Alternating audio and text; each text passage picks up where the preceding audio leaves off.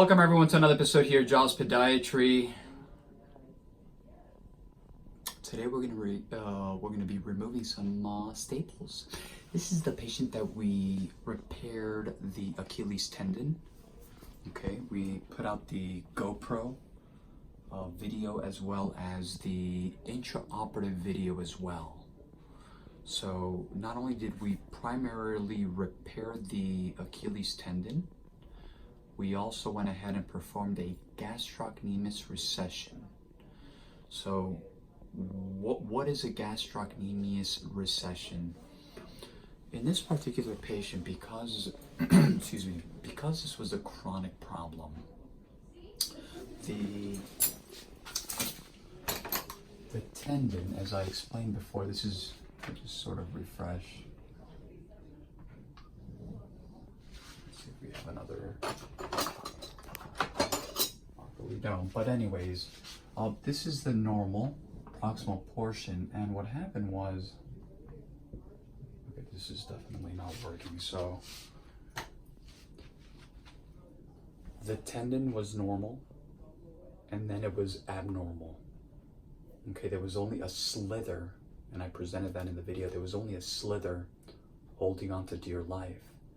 So what happens is, once we have to remove that bad portion to get good portion, and bring that back together. The only way that we were going to be able to do that, to bring this part down, right? Because once you remove that bad part, there's a gap.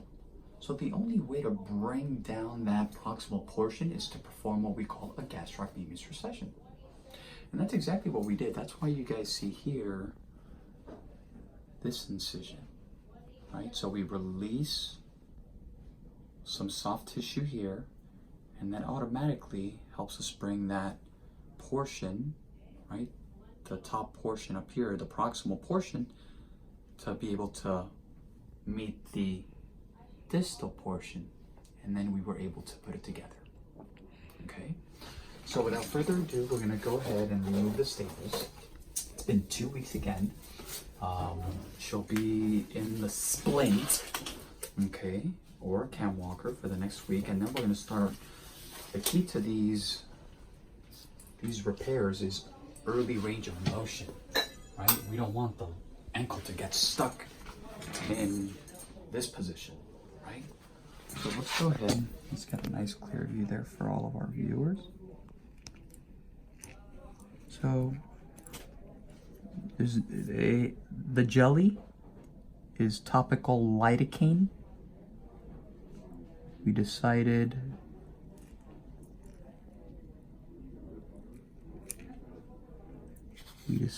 to do the jelly instead of the injection, right? You okay up there?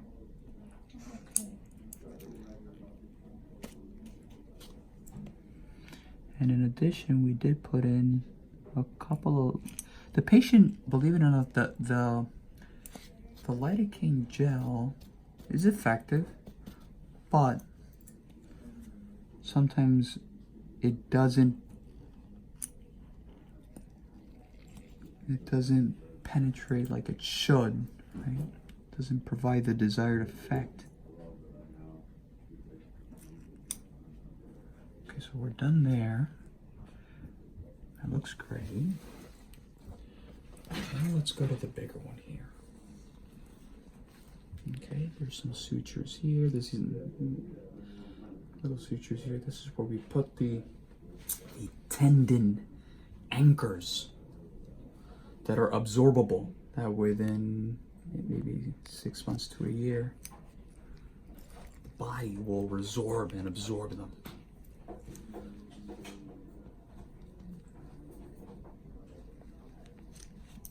How you doing up there? Maintain. Would you like me to inject lidocaine? Not right now. Okay. We have a couple more. If you can.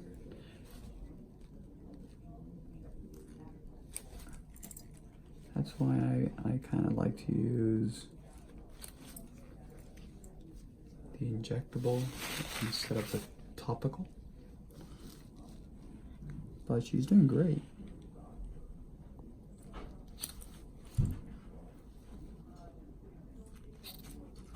We have 5 more.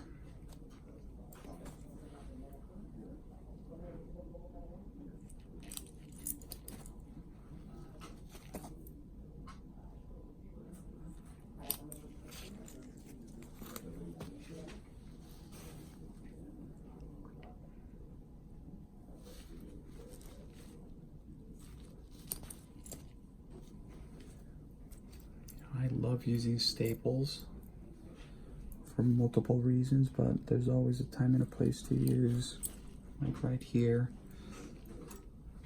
suture. That's it. And we're going to go ahead and remove those, but so she's doing great. Okay, these procedures, in general, Achilles tendon ruptures, they are not a walk in the park.